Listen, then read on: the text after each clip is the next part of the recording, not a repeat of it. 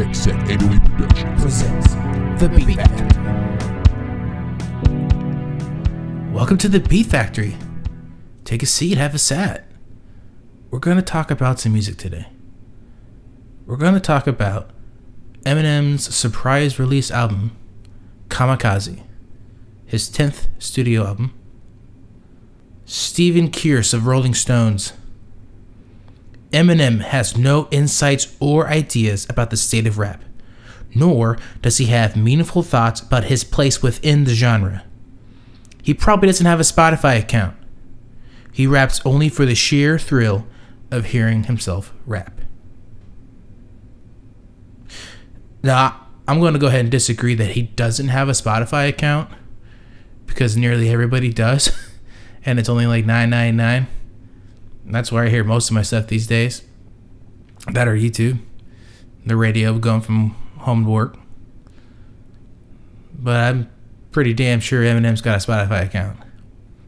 But I do agree that Eminem has no insights or ideas about the state of rap, other than that they are doing it differently than he would do. So the context of Kamikaze comes off of the absolute berating that his previous album received, Revival, where everybody basically said it sucked. Sway did an interview with Eminem recently, where in it, Eminem says the reason he dropped Kamikaze without any warning was because he felt it wouldn't let anybody have time to form their opinions. He was saying that, you had 2 months of knowledge, and so you were already forming your opinions before you even heard the thing. And then if you hated it before, then it couldn't change your mind, and that's why everybody hated it. He said, there's a shift in hip-hop that if it doesn't sound like everyone else, then it's trash automatically. I don't think that was the problem with that album. There's a host of issues with that album. I think there are albums that are critically acclaimed. There are albums that people enjoy even though they have prior knowledge that's coming out. So that's not an issue. You saying that the majority of people want to have the same sound, I would disagree. I would argue that there is a large part of the community that wants new and original music. We're wanting it. We're asking for it.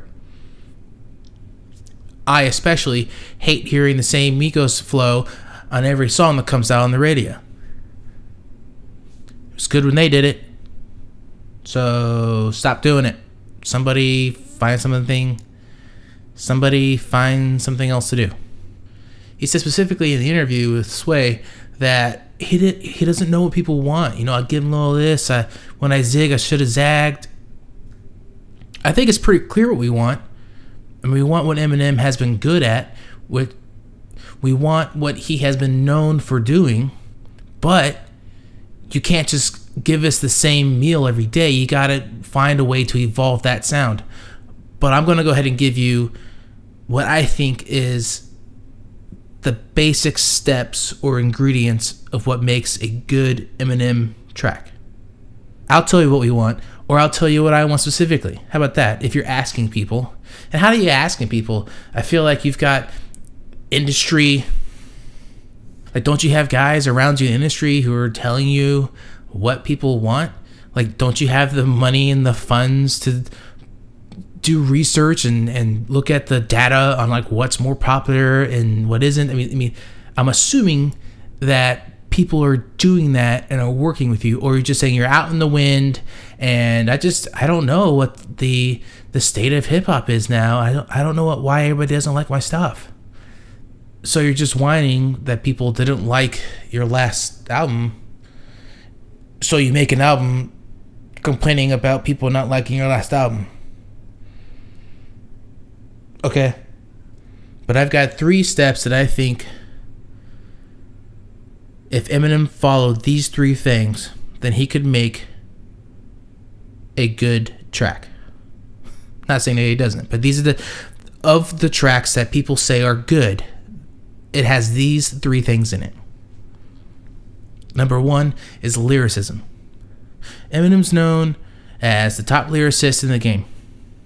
So if you don't give us that, we're going to question why you gave us just the steady same flow the entire song, when we know you're capable of better, when we know that you are the one, when we know that you're capable of inner and crossbar rhyme schemes, when you get double entendre, your sense of comedy, which is dark and kind of a little demented, but it's hilarious half the time, when you have the ability to contrast different flows in one song, not just sticking on the same thing. And then you're known for constantly attacking your critics and your competition through your lyrics. Lyricism is what you're known for. Do that.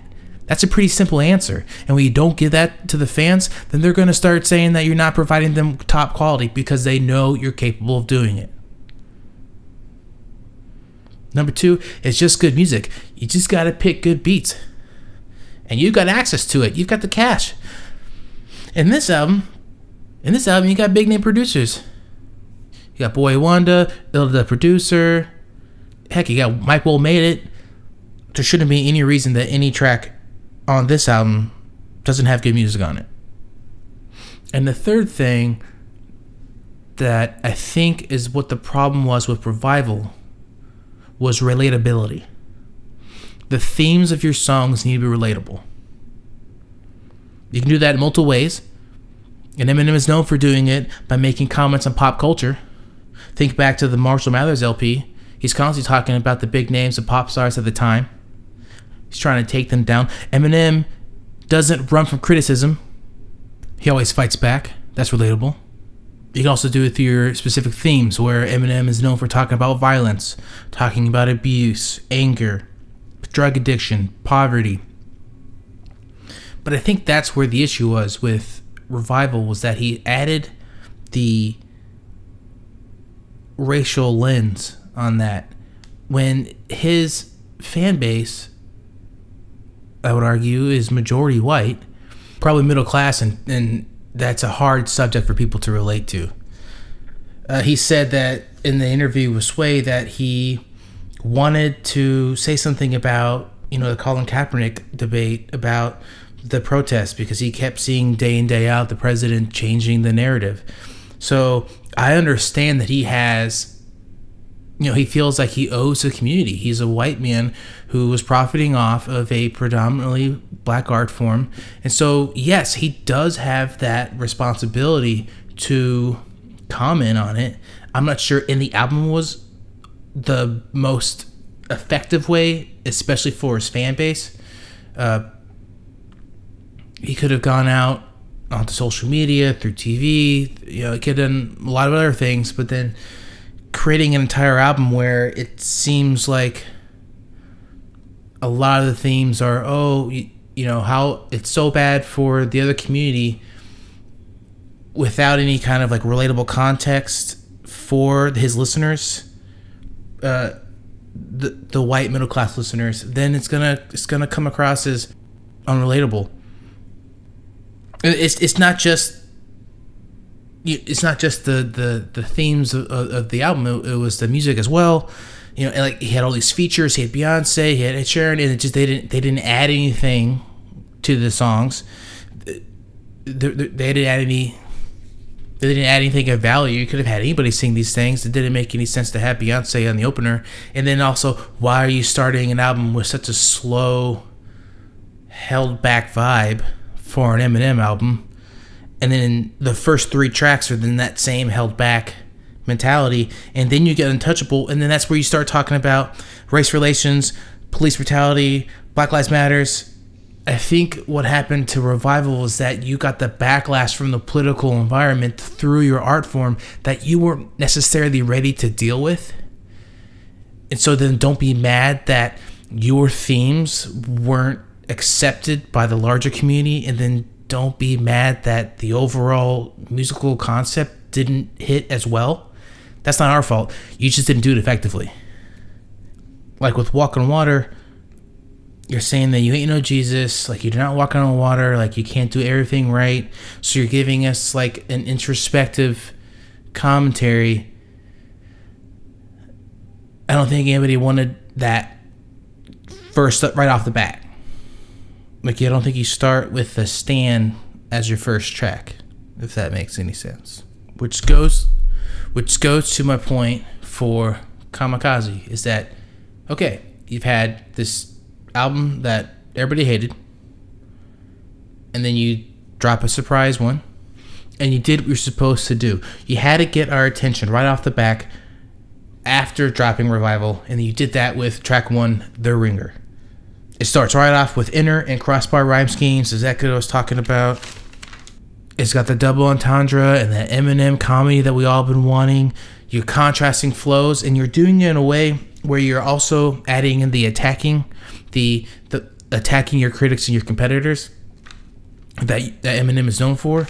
And some people might say, like, oh, he's biting flows of big name rappers, MCs today, but he's doing it in a way that's satirical, where you're using it as a character. You're making a point. Like he says that people's talent is taking his talent. And he's right too, that if he mentions them, then they get big, but if they mention him, then nothing happens. Like that's so you've got your classic Eminem with some serious lyricism. You got a good music with Illa the producer, and Eminem is co-produced on this, which I thought was interesting. Like the track is all bass. It's got a simple bass line and just a kick drum and a slow trance pad in the back. You can't have a complex track if the MC is going to be spazzing out and changing and contrasting different flows. And this is exactly what needed to happen right out the back, so people would then get the attention they've been asking them for. So he's copying the Gucci Mane flow. Gucci Mane, Gucci Mane, Gucci Mane. All that mumble rap stuff. But he's using it in a way to attack the critics. He's using it to attack his competitors. That's part of his style of comedy. It's aggressive, and in this track too has that unique Eminem like angry yelling flow that he's famous for. And in the track he's saying that he's attacking his critics because they'll never live up to how much he criticizes himself. Like this song, when I was listening to it, I said, okay, cool. Now I'm ready. I'm excited to hear the rest of this album. And that's exactly what he needed to do coming off of the flop of Revival. Got to give a shout out to the production team at Michael Made It, because track number 2, titled The Greatest, it's got the contrasting flows, it's got that Eminem speed, but I think my major criticism, and it starts in the second track, which is really upsetting, is that he uses that the A, like that flow, like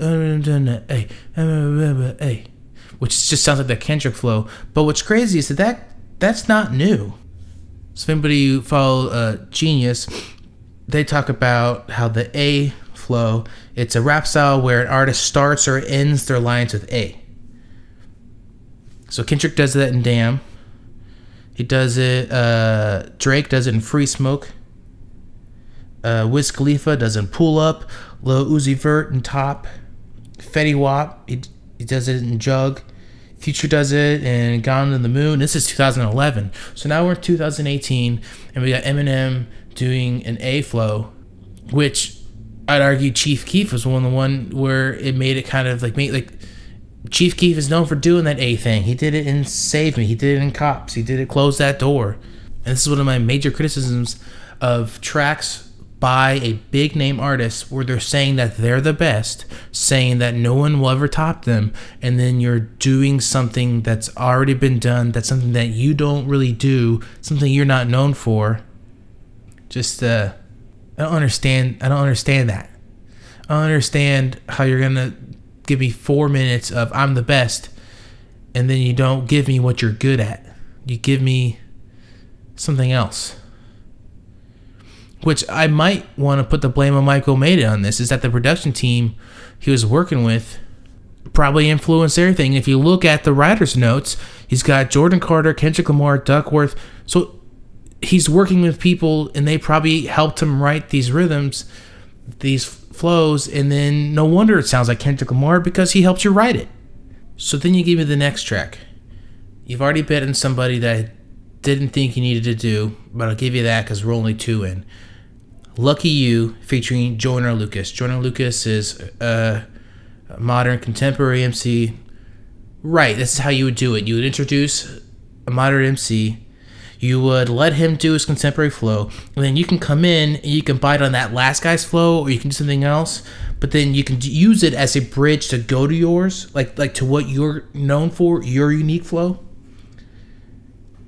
But then you bite on Drake the entire time, and the A flow is there. So at this point, I'm 3 tracks in, and I've lost my wow feeling. Like, I'm no longer blown away. You blew me away in the first track. Now we're 3 in, and I'm like, oh man, now I'm not enjoying anymore because I'm picking apart too many things that are in here. Like, in the whole time we're talking about, like, I don't have ghostwriters. But then how you saying that when you've got multiple writers in the writer credits? And then you're saying that, oh, Drake's got so many writers. Well, the guy who produced the 3rd track, Lucky You, is Boy Wonder. And he's a producer for Drake. So how do you have a producer for Drake, and then you're going to sound like Drake, and then say that Drake has too many ghostwriters, and then you have so many writers on your writer credit? I don't get it. I don't think I'm being over critical. I will say that I understand what Eminem was doing in this track, was that he starts out with the Drake flow, and he slowly builds up to where he's doing a well-known Eminem flow where it's just going fast. And it's like, yeah, you got bars. You can spit fast. But it's not overshadowing how great the beginning of the track was by Joyner Lucas. It's almost like we don't need you on here, which is a shame, and I hate it. I hate it when you have a feature on your track and the feature is better than you. Stop that, or don't have him on if he's going to overshow you. And of course, we get some skits. Skits are very common in Eminem albums. Track 4 is the Paul skit, which is basically his manager saying, hey, are you sure you want to go after all the people who said that revival was crap? And that's basically what we're all thinking. Is like, are you sure you wanted to do that? Because you could have made an album of quality, of lyricism, good music, relatable themes, and you didn't have to make it into like I'm going to shit on the critics. But I do appreciate you attacking your critics and your contemporaries. That's what you're known for. I'm going to give you that pass. And then we get to track 5, Normal. Again, he does that Drake flow, but he's doing like that singy songy one. And so, Boy Wonder is the producer. So I guess why does this keep happening to artists, to MCs, that you hire a guy who's known for doing a certain sound, and then who's telling you to just copy the people that he's worked with? Like, I don't think Kanye does that. Kanye works with everybody. All the big name producers, and he does that in order to build up his sound to like a more contemporary sound.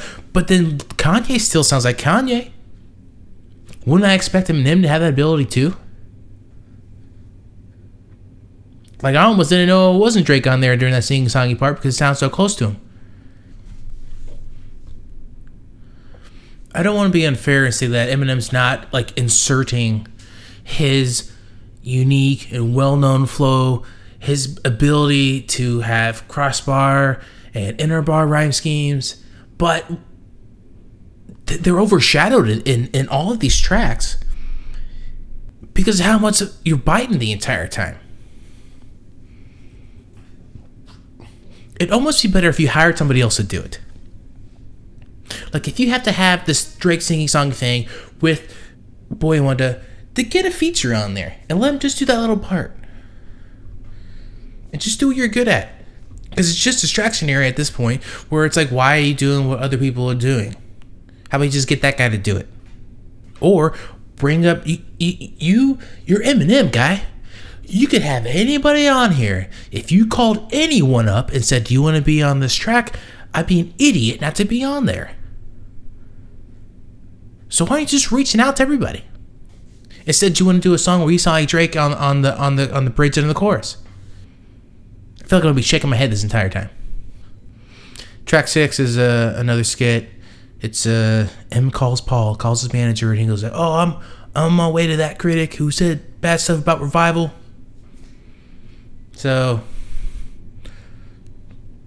we're still contextualizing Kamikaze as the response to the critics on why Revival was so bad, when you haven't given us any reason to think Revival wasn't bad. Like, Revival was, I guess you were trying to like experiment, but you didn't do it good, so just take the L on it. Like, you're allowed to try something new, but if it doesn't work, it didn't work, and it's not our fault for telling you that it didn't work. Track 7, Stepping Stone. It's basically all about the D12 breakup, and D12 was it's the Dirty Dozen. It's the Detroit rap group that Eminem was part of. But then, like, he started getting big. One of the members, Proof, he died, and he was kind of the guy who was leading the whole thing. Eminem, like, left and came back, so it was, like, a lot of drama. Like, oh, did he, like, just use him as a stepping stone to get him where he is? Basically, I would say D12 was overshadowed by Eminem's success. I think it's trying to be, like, a slowed down, like, Monster. You know, the song he did with Rihanna. And I don't know, it's that introspective Eminem, and he's trying to say, like, you know, it's just the chorus part makes it sound weird. Like, the singing part of the apology makes it like a less heartfelt apology. And then, like, minute 3:45, you do this singy, choppy thing that's like annoying, and it's just like, I know it. You're trying to be creative.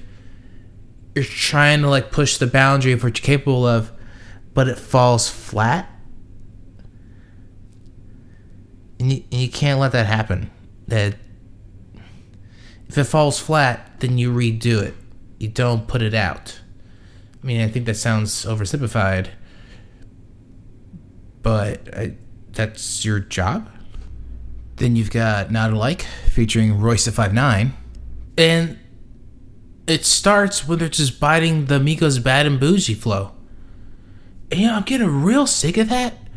Of big name people just biting something that's popular. It's like, you are already big. How about you do what you're good at? How about you expand on what you're good at, or take something that's there and make it better, and not just do the same thing. And the chorus is saying, they're like, oh, we have nothing in common.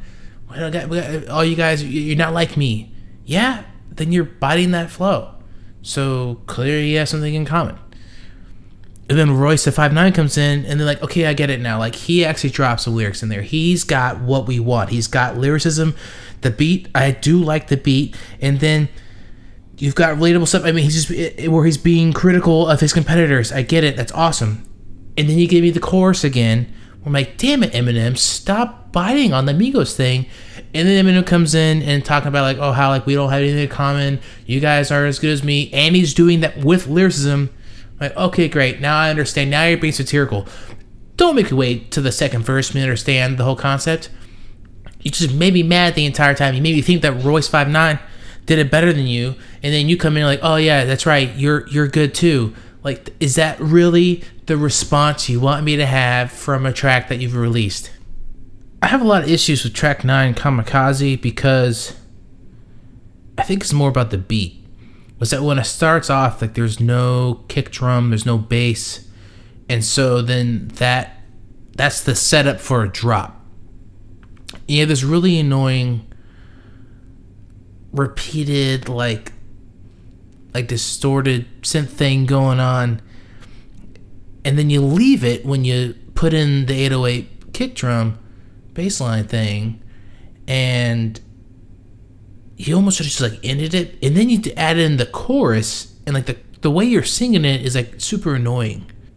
Like, you've already got an annoying synth in the background, and then you give me a really harsh, repetitive chorus.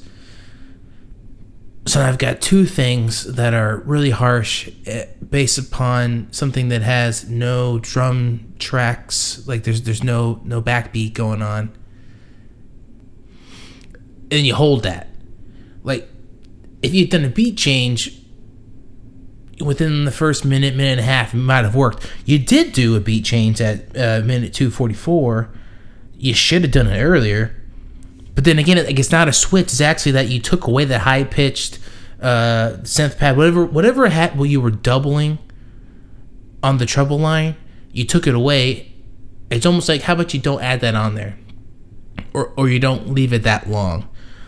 But the thing about Kamikaze is that this is a song that lets you know that Eminem, he is really good at doing other people's flows satirically. Like, you use it if you're going to talk about that person and you do their flow to tell them how bad it is, and you're doing their flow as like, yeah, doesn't this suck? That's how you do it. You don't bite on it. You let everybody know, like, isn't this terrible? And then you add on why you're better. Meaning, you do what you're good at. You say, this is crap, this is better. I think this track, Eminem attempts to do that, but I'm too distracted with the annoying chorus and the fact that he held that for nearly 3 minutes before he changed the beat up. I think Fall, track number 10, is the best track on the album. I thought that before I knew Mike Will made it. The feature of Justin Vernon singing the chorus is perfect. It sets up the perfect environment for lyricism. Justin Vernon's auto-tuned with chords for the chorus. It's just, you got the spacey, arpeggiated reverb pad, light on the kick drum, and when the kick drum comes in, you use it to make it hit. Like, you don't have to have the kick drum hit every bar. If you space it out, it sounds more aggressive, it sounds bigger, it sounds more important. Give it a real simple hi-hat, space in the middle. I'm always talking about space in the middle. And then Eminem comes in and he gives lyricism. He's talking about how Fall represents that he's been here for nearly 22 years. He has seen the rise and fall of multiple artists, and he is the one who's still around. He's giving you crossbar rhyme schemes, he's giving you relatable subjects, and the beat's incredible. This is what we're asking for from Eminem. Unfortunately, Justin Vernon says he regrets being part of this track, specifically because of the lyrical content that Eminem puts in. So some of the issues is that he uses a homophobic slur against Tyler, the Creator. Another one is that he says, this is how I shot ahead, Gabby Gifford. And it's like, yeah, that's kind of bad form, guy.